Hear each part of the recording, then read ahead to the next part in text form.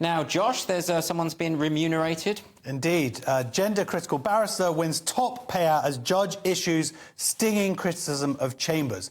This was Alison Bailey, who is an incredible woman. I read her life story when she was doing the fundraising and coming from quite a difficult background. She's a lesbian. She became a lawyer, top lawyer, and she's basically her garden court chambers, which is where she belonged.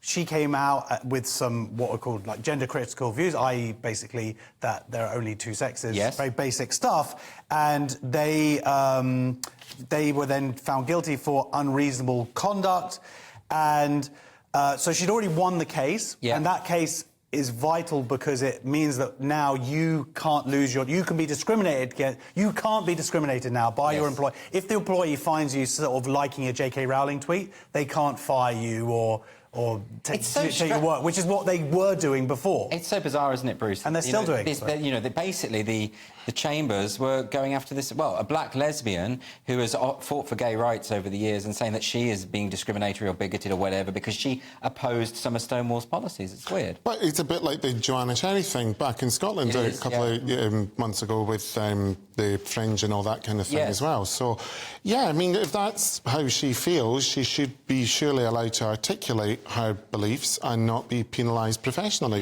by it. But she's won the point. She won the case. This is slightly different because she won the costs. She first of all doesn't have to pay their nearly like $750,000 costs. But she also won £20,000, which doesn't sound like a lot, but in these kind of cases, it's very rare to get some money back. OK, well, we can move on to the Telegraph now. Bruce, you're a fan of Hollywood, so you will know about... Love it. I'm Real Housewives 24/7. So Hollywood suffers diversity fatigue, in inverted commas, as I can't even say that word. Inclusivity chief stepped down. What is an inclusivity chief? I don't know, but 4 of them have recently departed. They happen to be black women amid what critics call a mass exodus. Hollywood apparently is suffering diversity fatigue, insiders have said, after 4 leading inclusion executives left high-profile roles in the space of 10 days. So these women are basically saying, we're leaving because we don't think the Hollywood, Hollywood studios are taking the notion of diversity seriously enough. But when I hear the phrase diversity fatigue, I assume the audiences are getting bored of all the woke nonsense. Well, yeah, and you've seen figures go down, and you've seen some very big flops recently, online stuff and Hollywood films. Yes. And it's interesting here because, well, one of the people is going off to found their own company, so it sounded like, from the title, you think, oh, is the scam over now?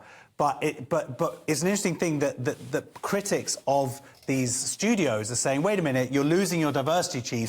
That you said that you were behind like Black Lives Matter and whatnot, and now it doesn't matter. And they're saying these initiatives are often the first on the chopping block when they're trying to tighten their belts. Well, especially when they lose a lot of money. Well, this is it. Not only does it cost the price of these people's job, their salaries. Yes. But there's an argument that actually pushing these diversity quotas is lowering the quality of the product, and there's less people are watching. So it's costing them twice over. Surely, I mean, look, it doesn't matter. It doesn't bother me if you have the Little Mermaid as a black actor or anything. What matters to me is the performance, right? But sometimes they do shoehorn in, even in historical films, diversity quotas that actually make the thing feel unrealistic. Well, it's a bit like the reboot of Sex and the City, and just like that, the first season was really hyperly criticised for jamming every kind of whatever, kind of thing.